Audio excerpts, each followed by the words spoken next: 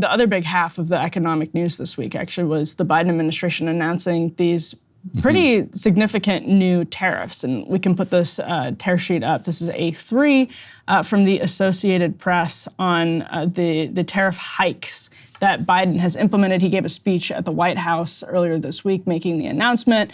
Sort of traded some shots back and forth with Donald Trump. Let's first start with what Biden said when he announced these tariffs in the Rose Garden earlier this week. That's why today I'm announcing new tariffs in key sectors of the economy that are going to ensure that our workers are not held back by unfair trade practices.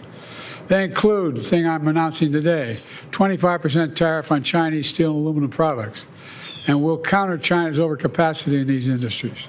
And we're making major investments in clean American steel and aluminum. Clean American steel and aluminum. It's a big deal. Clean because of the way we manufacture it here. It emits half as much carbon as steel made in China.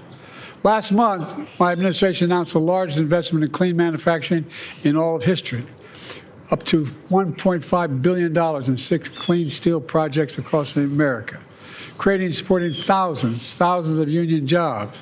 Next, a 100% tariff on electric vehicles made in China. People say, wow. Because we're not going to let China flood our market, making it impossible for American auto manufacturers to compete fairly. We're also implementing a 25% tariff on electric vehicle batteries from China and a 25% tariff on critical minerals that make those batteries. Folks, look, I'm determined that the future of electric vehicles will be made in America by union workers, period. Trump said today China is eating our lunch. What do you say in response? He said China is eating our lunch. That's what Trump said today. We've been feeding it a long time. If you didn't catch that, said Donald Trump has said that China is eating our lunch. Yeah. And Biden said he's been feeding them for a long time. He's been feeding them for a long time. And Trump makes us all dumber for having yes. watched the back and forth. So true. Trump said that outside, I think it was outside the courtroom earlier this week. He said China's been eating our lunch. That Biden says, well, he's been feeding them for a long time, which is, again, it's kind of hilarious coming from Joe Biden. But these are the tariffs on electric vehicles, as Biden mentioned, semiconductors, lithium-ion batteries, all kinds of stuff, syringes, needles, solar components, all kinds of stuff. And the tariff on the EVs, I'm curious what you think about this, Ryan. It's like 100% tariff. I think he hiked it from 25 to 100. It's 100% increase in the tariff. That was up from actually like 27%. And this is all happening under Section 301 of the Trade Act, so mid-70s piece of legislation. Pretty bold decision from Joe Biden, actually. Those are rookie numbers, though, on those EVs, 100%. If China's producing EVs that can sell for like $11,000 to $12,000, that's what people are saying about these, and saying that these are nice little cars, you're going to have to do more than 100% at $11,000 to make the American industry competitive. So I probably have a pretty heterodox view on this. I would say that we need serious protection of our domestic solar EV clean energy manufacturing industry if we are serious about having an industrial base. If we want to be a country that makes things, we're going to have to do this. But I think we shouldn't do it in the sense of a war with China. I think China should be congratulated. Like, good job. Like, you guys are leading the world when it comes to EV production, when it comes to clean energy production. But are they leading the world by cheating via labor? I don't mean cheating in terms of like when it comes IP to labor? theft. But yeah. We have trade deals. Let's inspect the labor conditions. Obviously, the reason that American companies outsourced to China over the last 30 years was because labor costs are much lower. Well, a lot of business leaders will say the reason that we now need these tariffs because, for example, like they would say this to you. I'm playing devil's advocate here, actually. Be like, well, you're the guy who wants all of our plants to be unionized, and that's why we now need this tariff. And also protectionism. Yeah, right. Go ahead, I'll protect them. Yeah, it's gonna, look, I do want our workers to be paid a living wage. Yeah, and I want China's workers to be paid a living wage too. And China has done far more frankly, to raise wages for their own workers than we have over the last 30 years. You know, they lifted like 800 million people they had to out of lower. poverty. They're going for that.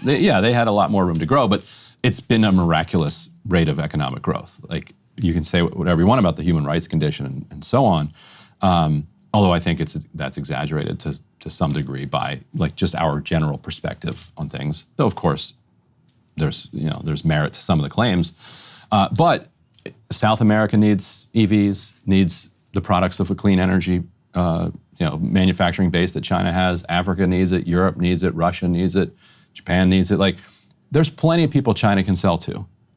Like, go ahead, sell to the rest of the world, and let's protect our industry and see if we can build one. It might be the case that we can't, that the United States of America just doesn't know how to do industrialization anymore. Like, that we just can't.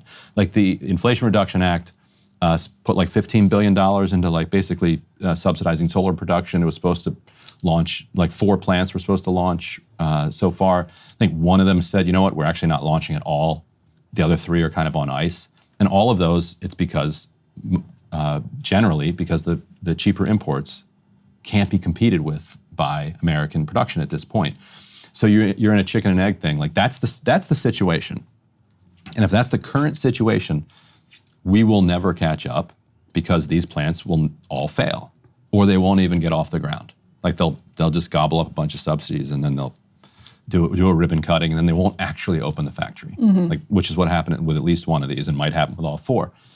So if you want to compete, you just have to basically just keep it out. Did you see Jared? And 100% might not even do it. Did you see Jared Polis's reaction? No, what did he say? He flipped out on Biden, basically. No, he's a neoliberal. Like, this cuts to their core. Right, and yeah, exactly. Like, it has been. I mean, it has been a neoliberal freakout kind of across the board. Yeah. But when we look back, for example, on WTO, when we look back on NAFTA, and we look back at deindustrialization, basically, and a lot of people, even on the neoliberal side, will look back and say, you know, we didn't do enough in the transition period to help American workers, and they were going to lose these jobs anyway, or the economy was going to change anyway, but we should have had some more cushion to literally cushion the blow from the changing economy.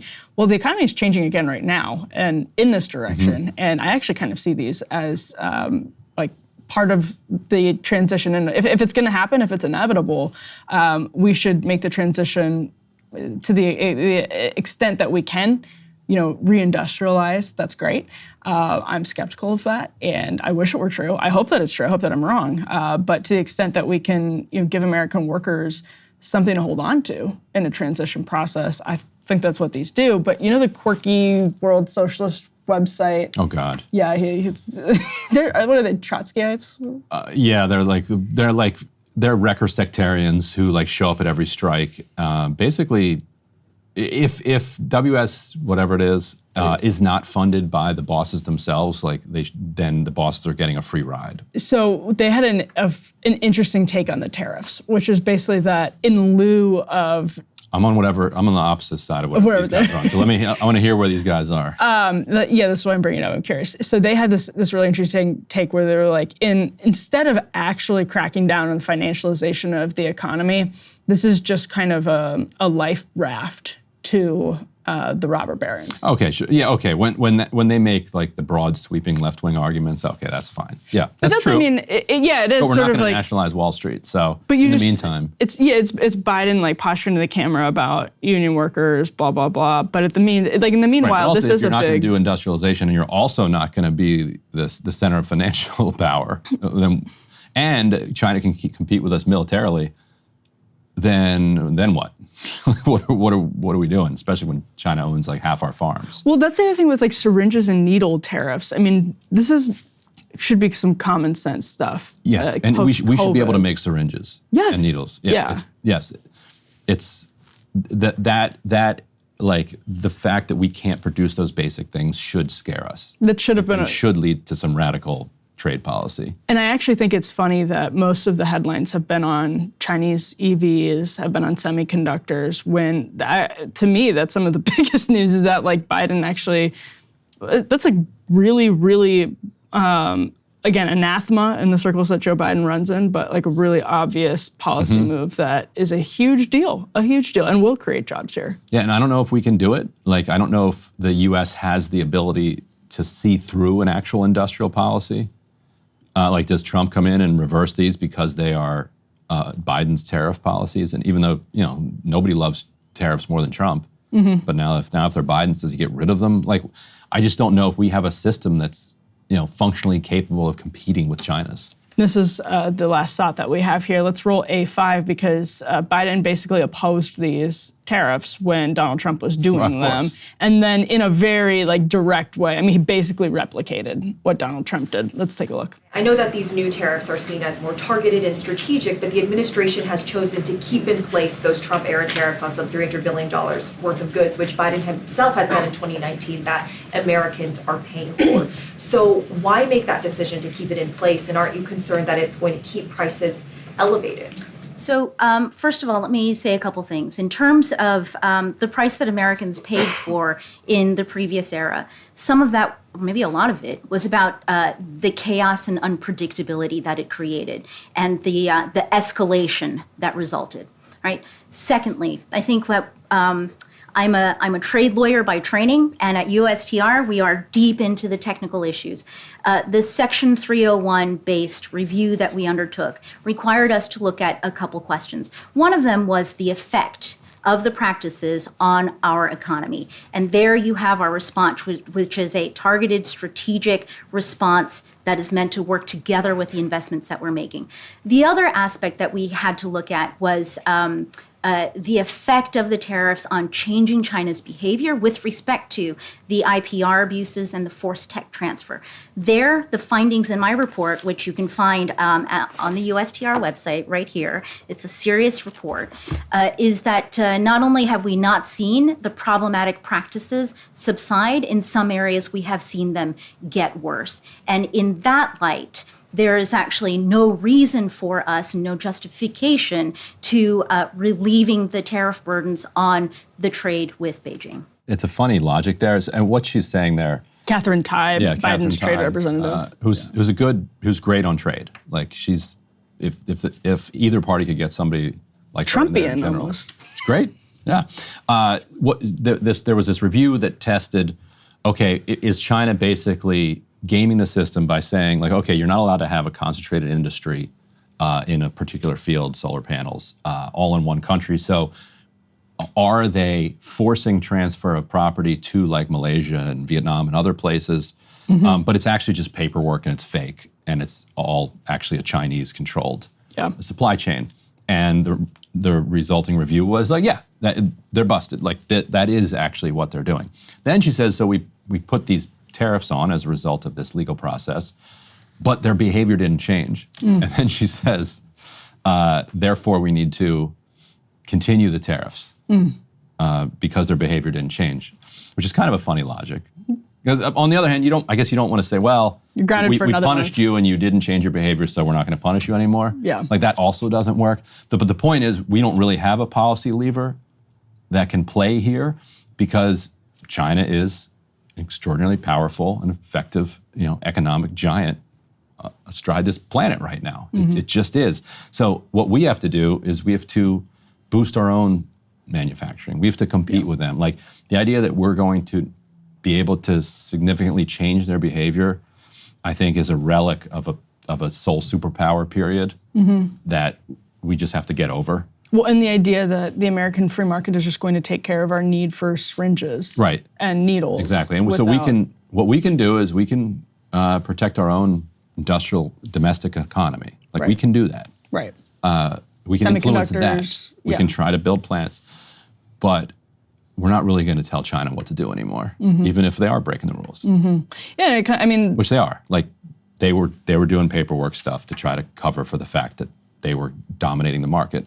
But our answer has to be to actually, push back and produce things that we can sell to the American people and around the world. So Ryan, just as we're wrapping this segment, do you see this as, I know that you don't actually, it's the leading question, but the neoliberals are saying 1-2 punch basically in the economy this week. Tough news for people all around. Between Powell and the tariffs, How should people be feeling about the economy right now after this? I mean, well, the stock market said that they're very excited about the fact that Powell is not going to raise rates. Right. The recent jobs report had unemployment under 4% again. Wage growth was still at 2.8%, which is slightly above inflation.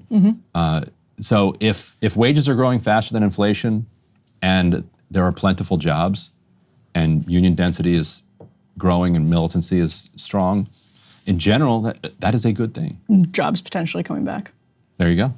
All right. So, I mean, long way to go. The pandemic, ripped through the economy in a brutal way. That we're still recovering from the inflation of 21 and 22, but less so than anywhere else in the world. Like you look at I covered Pakistan. They're still sitting at like 70% inflation. Incredible. So to have single digits for 2 years was painful for people, but relative to the rest of the world, we're kind of still out competing them, believe it or not. Notwithstanding what I just said about China's productive capacity. And interest rates still, I think it's the highest in 23 years. Still, right. Sticking in that spot. Hey guys, if you like that video, go to breakingpoints.com, become a premium subscriber, and help us build the best independent media organization on the planet. That's right. We're subscriber funded. We're building something new. We want to replace these failing mainstream media organizations. So again, to subscribe, it's breakingpoints.com.